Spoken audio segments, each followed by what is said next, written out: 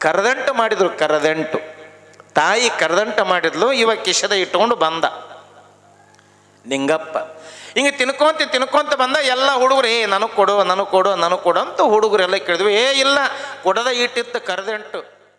ನಾಲ್ಕು ಪರಂಪರೆಯಲ್ಲಿ ವಿಶೇಷವಾಗಿರ್ತಕ್ಕಂಥ ಅವತಾರ ಪುರುಷರು, ಒಂದೊಂದು ಪರಂಪರೆಯಲ್ಲಿ ಒಬ್ಬೊಬ್ಬ ಮಹಾತ್ಮರು ಅವತರಿಸಿ ಬರ್ತಾರೆ ಲೋಕದೊಳಗ. ಮಹಾತ್ಮರು ಹೆಂಗೆ ಹುಟ್ಟುವಾಗಲೇ ಮಹಾತ್ಮರಾಗಿರ್ತಾರೆ, ಹುಟ್ಟಿದ ಮೇಲೆ ಮಹಾತ್ಮರಾದವರು ಉಂಟು ಈ ಜಗತ್ತಿನೊಳಗ. ಹಂಗ ಅನವರ್ತ ಗುರುವಿನ ಸೇವೆಯನ್ನು ಮಾಡಿದಾರಲ್ಲ, ಆ ಪುಣ್ಯ ಮಗನಿಗೆ ತಟ್ಟಬೇಕು. ಬೆಳೆದು ಹುಡುಗ ಎಲ್ಲರೊಡನೆ ಆಡಲಾರಂಭಿಸ್ತದ. ಆಡುವ ಮಾತು ಮುತ್ತಾಗಿದ್ದು ಎಲ್ಲರೂ ನೋಡಬೇಕು. ಶರೀಫನ ಯಾವಾಗ ಎತ್ಕೊಂತೀವಿ, ಯಾವಾಗ ಕೆನ್ನೆಗೆ ಮುತ್ತು ಕೊಡ್ತೀವಿ ಅನ್ನುವಂಥ ಭಾವ ಬರ್ತಿತ್ತು ನೋಡುಗರ ಕಣ್ಣಿಗೆ. ಅಷ್ಟೊಂದು ಮುಗ್ಧನಾಗಿದ್ದ ಶರೀಫ, ಅಷ್ಟೇ ಚೂಟಿಯಾಗಿದ್ದ ಶರೀಫ. ಆಟ ಆಡುತ್ತಿರುವಾಗ ಶರೀಫನ ಬಾಲ್ಯದ ಗೆಳೆಯರು ನಿಂಗಪ್ಪ, ಬಸಪ್ಪ, ಬಸನಗೌಡ, ಯಕ್ಕೂ ಸಾಬ್, ಗೋವಿಂದಪ್ಪ, ಸಿದ್ದಪ್ಪನ ತಕ್ಕಂತ ಒಂದು 8 ಹುಡುಗರ ಜೊತೆ ಆಟ ಆಡ್ತಿದ್ದ ಶರೀಫ ಶಿವಯೋಗಿ.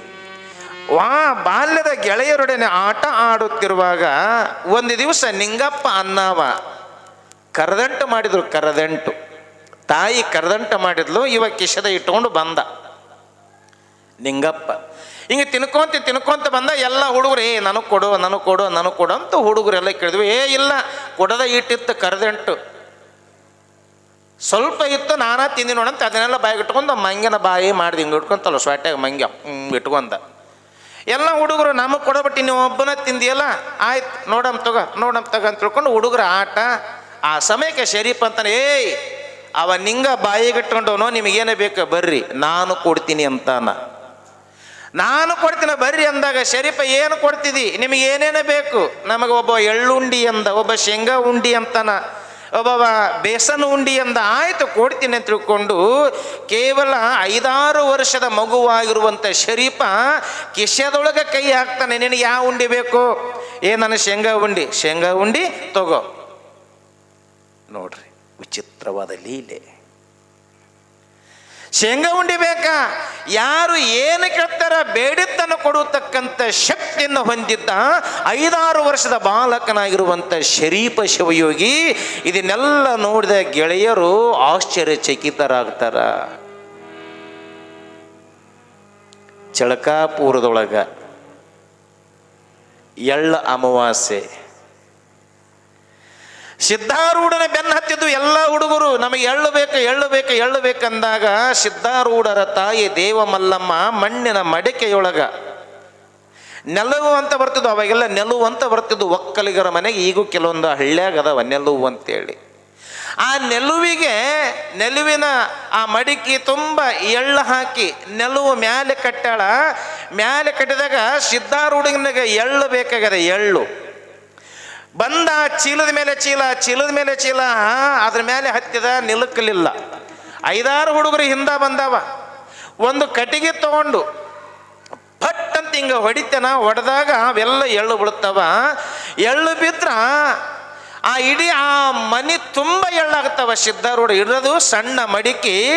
ಸಿದ್ಧಾರೂಢ ಬಡಿಗೆ ತಂದು ಹೊಡೆದ್ರೆ ಇಡೀ ಮನೆ ತುಂಬ ಎಳ್ಳಾಗುತ್ತವೆ. ಇದನ್ನು ನೋಡಿ ಜನವೆಲ್ಲ ಆಶ್ಚರ್ಯಚಕಿತರಾಗ್ತಾರೆ. ಏನು ಲೀಲೆ ಈ ಮಹಾತ್ಮರದು, ಏನು ವಿಚಿತ್ರವಾದ ಪವಾಡ.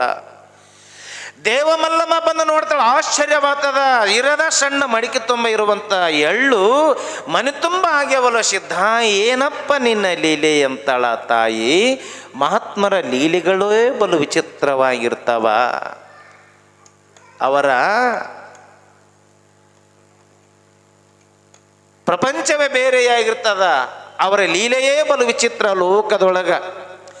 ಹಂಗ ಶರೀಫ ಶಿವಯೋಗಿ ಯಾರ್ಯಾರಿಗೆ ಏನೇನೇ ಬೇಕು ಬರ್ರಿ ಕೊಡ್ತೀನಿ ಅಂತ ತಿಳ್ಕೊಂಡು ಗೋಲಿಗುಂಡ ಆಡುತ್ತಾ ಚಿಣಿಪಣಿಯನ್ನು ಎಲ್ಲವನ್ನ ಆಟ ಆಡುತ್ತಾ ಎಲ್ಲರ ಮನವನ್ನು ಗೆದ್ದ ಶರೀಫ ನನ್ನ ನೋಡಾಕನ ಕೆಲವಾರು ದಿವಸಗಳಾದ ನಂತರ ಬೆಳೆದು 5-6 ವರ್ಷನಾದ ಶರೀಫನಿಗೆ ತಂದೆ ತಾಯಿಗಳು ವಿಚಾರ ಮಾಡ್ತಾರ. ಶರೀಫನಿಗೆ ವಿದ್ಯೆಯ ಅಭ್ಯಾಸವನ್ನು ಮಾಡಿಸಬೇಕು. ವಿದ್ಯಾಭ್ಯಾಸ. ಯಾರು ಯೋಗ್ಯ ಗುರುಗಳಾಗಿನ ದಿನಮಾನದಲ್ಲಿ ಗುರುವನ್ನು ಶೋಧಿಸ್ತಿದ್ರು, ಗುರುವನ್ನು ಹುಡುಕಾಡ್ತಿದ್ರು.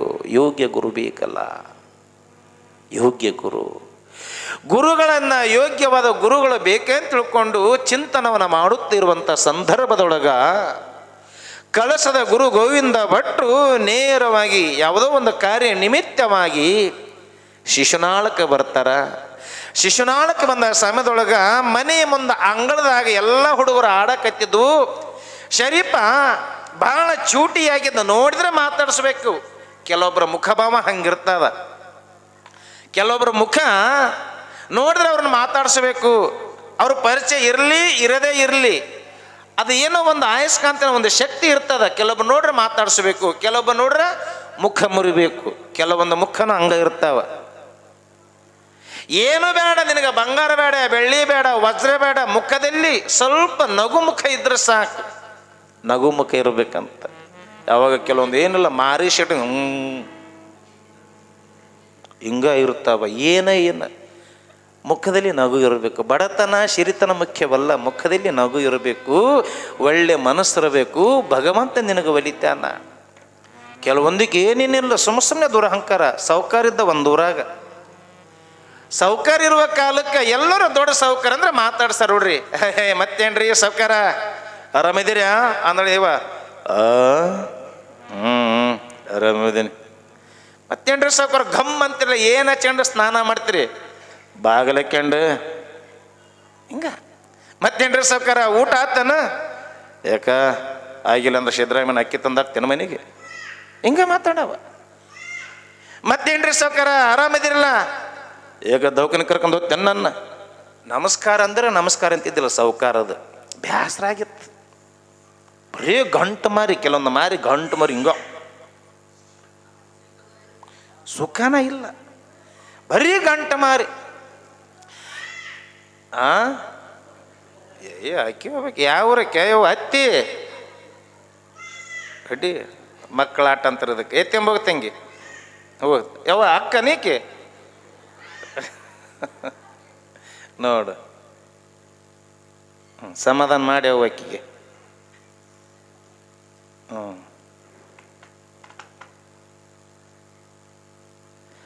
ಗಂಟು ಮಾರಿ, ಯಾವಾಗಲೂ ಗಂಟು ಮಾರಿ. ಒಟ್ಟು ನಗುತ್ತಿದ್ದಿಲ್ಲ ಸೌಕರ. ಭಗವಂತ ಬೇಕಾದಷ್ಟು ಕೊಟ್ಟಾನ, ಮುಖದಲ್ಲಿ ನಗು ಇರಬೇಕಲ್ಲ, ನಗು ಇಲ್ಲ, ಬರೀ ಗಂಟು ಮಾರಕ್ಕೆಂದಿರವ. ಒಂದು ದಿವಸ ಆ ಊರಾಗ ಎಲ್ಲ ಯುವಕರು ಕೂಡಿ ನಾಟಕ ಆಡಿದ್ರು ಜಾತ್ರೆ ಸಲುವಾಗಿ. ಇವ ಸೌಕರ ನಾಟಕ ಅಂತ ಬಂದ. ಮತ್ತು ಊರು ಹಿರಿಯ ಬಂದನ, ಸೌಕರ ಬಂದನ ಅಂತೇಳಿ ಒಂದು 4-5 ಹುಡುಗರು, ಬರ್ರಿ ಸೌಕರ ಬರ್ರಿ ಸೌಕರ, ನಾಟಕ ನೋಡಕ್ಕೆ ಬಂದಿರ ಸೌಕರ? ಇವ ಅಲ್ಲಿರ ಚಂದ ಮಾತಾಡ್ಕಲ್ಲ. ಇಲ್ಲ, ಟಿಕೆಟ್ ಹರ್ಯಾಕೆ ಬಂದಿನಂದ. ಇವ ಹಿಂಗ್ಯಾಕೆ ಮಾಡ್ತಿದ್ದ ಸೌಕರ? ಸರಿ ಬಿಡು ಅಂತೇಳಿ ಒಂದು 6 ತಿಂಗಳಾದಮೇಲೆ ಸೌಕರ ಮಗಳಿದ್ಲು. ಮಗಳನ್ನ ನೋಡಕ್ಕೆ ಹುಬ್ಬಳ್ಳಿ ಕಡೆಯಿಂದ ಬೀಗರು ಬಂದಿದ್ರು ನೋಡಕ್ಕೆ. ಏನೋ ದೈವ ಇಚ್ಛೆ ಕಂಕಣವಲ್ಲ ಕೂಡಿ ಬಂತು. ನೋಡಕ್ಕೆ ಬಂದಾಗ ಮನಸ್ಸು ಒಂದಾತು, ಗಟ್ಟಿ ಆಯ್ತು, ಬೀಗರು ಎಲ್ಲ ಬೇಕಾಯ್ತು. ಮತ್ತು ಬರದ ಬಂದಿವ ದೂರದಿಂದ. ಹಂಗ ಹೋಗೋದು ಯಾಕ? ಹೆಂಗಿದ್ರು ಮಿಕ್ಸರ್ ಅದಾವ, ಒಂದು ಸೇರಿ ಬ್ಯಾಳಿಗೆ ಹಾಕಿ ಸ್ವಲ್ಪ ಹೋಳಿಗೆ ಮಾಡಿಬಿಡ್ರಿ, ಗಟ್ಟಿ ಮಾಡೇ ಹೋಗಮಂತ. ಆ ಕಡೆ ಬೀಗ್ರ ಅಂದ್ರೆ, ಈ ಕಡೆ ಬೀಗ್ರ ಅಂದ್ರೆ, ಬರ್ರಿ ಈ ಕಡೆ ಟಿ ವಿ ರೂಮ್ನಾಗ ಅಂತೇಳಿ ಸೌಕಾರ್ತಿ ಟಿ ವಿ ರೂಮ್ನಾಗ ಕುಣಿಸ್ರಿ. ಇಲ್ಲಿ ಅಡಿಗೆ ಶುರು ಬತ್ತು, ಹೋಳಿಗೆ ಮಾಡಿದ್ರು. ಹೋಳಿಗೆ ಮಾಡಿದ್ರೆ ಮಧ್ಯಾಹ್ನ 2 ಗಂಟೆ ಸಮಯ. ಎಲ್ಲರೂ ಸಾಲಕ್ಕೆ ಊಟಕ್ಕೆ ಕುಂತರು. ಆದರೆ ಈ ಸೌಕರ್ನು ಕುಂತ. ಸೌಕರ್ ಕುಂತ. ಸೌಕರ್ನ ಹೆಂಡತಿ ಬಹಳ ಚಲೋ ಇದ್ಲು, ಹೆಣ್ಮಗಳು. ಎಲ್ಲರಿಗೆ ಹೋಳಿಗೆ ತುಪ್ಪ, ಹೋಳಿಗೆ ತುಪ್ಪ, ಹೋಳಿಗೆ ತುಪ್ಪ ನೀಡಿದ್ಲು. ತನ್ನ ಗಂಡ ಏನಿತ್ತಲಿದ ಸೌಕಾರ, ಅವನಿಗೆ ಹೋಳಿಗೆ ನೀಡ್ಯಾಳ, ತುಪ್ಪ ಮರ್ತಾಳ. ತುಪ್ಪ ನೀಡಿಲ್ಲ ಇವ ಅಂದ. ಈಕಿ ಇನ್ನೊಂದು ಹೋಳಿಗೆ ಹಾಕ್ಲೆ ಅಂದ. ಶಾಂಡಿಗೆ ನೀಡಿಲ್ರ ಅಂದ. ಬಂದವ್ರು ಹಿಂಗ್ಯಾಕೆ ಮಾಡ್ತಿದ್ದು ಹುಚ್ಚ ಸೌಕಾರ ಅನ್ನಾರ ಅವರು. ಹೆಣ್ಮಗಳು ತಡ್ಕೊಳಷ್ಟು ತಡ್ಕೊಂಡ್ಲು. ಏನ್ರಿ ಹೋಳಿಗೆ ಒಲ್ರ ಮಾಡಿದ. ಆಕಿ ಅಂದ್ಲು, ಹಂಗೆ ಮಾಡಿದೇನು ಬಾಯಿ ಬಿಟ್ಟು ಏನು ಬೇಕು ಬೊಗಳ ಅಂದ್ಲು. ಇವತ್ತಪ್ಪ ಅಂದ. ಏನನ್ನಪ್ಪ ತಗೊಂಡು ಮಾಡೋದೇನೈತಿ ಅವಕ್ಕೆ? ಏನು ತಗೊಂಡು ಮಾಡೋದೇನ? ಭ್ರಮೆಯನ್ನು ಬಿಡಬೇಕು ಮನುಷ್ಯ ಲೋಕದೊಳಗ. ನಾನು ಅಂತಕ್ಕಂಥ ಅಹಂಕಾರ ಮಮಕಾರಗಳನ್ನು ತೊರೆದಾಗ ಯೋಗ್ಯವಾದ ಗುರು ಸಿಗ್ತಾನ. ಕಳಸದ ಬ್ರಾಹ್ಮಣ ಗುರುವರ್ಯರಾಗಿರುವಂಥ ಕಳಸದ ಗುರು ಗೋವಿಂದ ಭಟ್ರು ಈ ತುಂಟನಾಗಿರುವಂಥ ಶರೀಫನನ್ನು ನೋಡಿ ಅವ್ರಿಗೇನೋ ಒಂದು ಥರ ಅಯಸ್ಕಾಂತದಂತೆ ಸೆಳೆತವಾಯಿತು. ಆ ಆಡುತ್ತಾ ಕುಳಿತಿರುವಂಥ ಶರೀಫನ ಹತ್ರ ಹೋಗಿ ನಿಂತರು. ಏಯ್, ಯಾರು ನೀನು? ಯಾರ ಮಗ ನೀನು? ನಿಮ್ಮಪ್ಪ ಯಾರು ಅಂತ ತಿಳ್ಕೊಂಡು ಗೋವಿಂದ ಭಟ್ರು ಗಡಸತನದಿಂದ ಕೇಳಿದಾಗ ಶರೀಫ್ ಅಂತನ. ನಿಮ್ಮಪ್ಪ ಯಾರು ಅಂತ ಕಳಿಸದ ಗುರು ಗೋವಿಂದ ಭಟ್ರು ಕೇಳಿದಾಗ ನಿಮ್ಮಪ್ಪ ಯಾವ ಅದನ ಅವನೇ ನಮ್ಮಪ್ಪ, ಎಲ್ಲರ ಅಪ್ಪ ಅವ ಶಿವಪ್ಪ ಅಂದ 6 ವರ್ಷದ ಬಾಲಕ ಶರೀಫ. ಎಲ್ಲರಿಗೂ ಅಪ್ಪ ಶಿವಪ್ಪ, ನಿಮ್ಮಪ್ಪ ಯಾವನದನ ಅವನೇ ನಮ್ಮಪ್ಪ ಅಂದಾಗ ಎಲ್ಲರೂ ಗಾಬರಿ. ಯಪ್ಪ ಹೆಂಗೆ ಮಾತಾಡ್ದೈತೆ ನೋಡಿ ಇಮಾಮ್ ಸಾಹೇಬನ ಮಗ ಹುಡುಗ. ಗಾಬರಿ ಆದರು. ಗುರು ಗೋವಿಂದ ಭಟ್ರು ನೋಡಿದ್ರು, ಯಾರ ಮಗ ಇವ ಅಂತ ಪಕ್ಕದವ್ರನ್ನ ಕೇಳಿದಾಗ ಇಲ್ರಿ ದೇವಕಾರ ಇಮಾಮ್ ಸಾಹೇಬ್ರ ಮಗ, ಅದಕ್ಕೆ ಹಿಂಗೆ ಮಾತಾಡ್ತಾನ. ನೀವು ಬಾರಲಿ ಅಂತ ತಿಳ್ಕೊಂಡು ಆ ಹುಡುಗನ ರೆಟ್ಟಿ ಹಿಡ್ಕೊಂಡು ನೇರವಾಗಿ ಇಮಾಮ್ ಸಾಹೇಬನ ಮನೆಗೆ ಹೋಗ್ತಾರ. ಗುರುಗಳು ಬರುವುದನ್ನು ನೋಡಿದೆ ಇಮಾಮ ಸಾಹೇಬರಿಗೆ ಬಹಳ ಆನಂದವಾಗ್ತದ. ಹಂಡೆ ಹಾಲು ಕುಡ್ದಂಗೆ ಆಯ್ತು. ಯಪ್ಪ ಕೂಗಿ ಕರೆದರೂ ಬಾರದೇ ಇರುವಂತೆ ಎನ್ನಪ್ಪ ಎನ್ನು ಗುರುದೇವ ತಾನಾಗ ನನ್ನ ಮನೆಗೆ ಬಂದನ. ಹಜ್ಜುಮ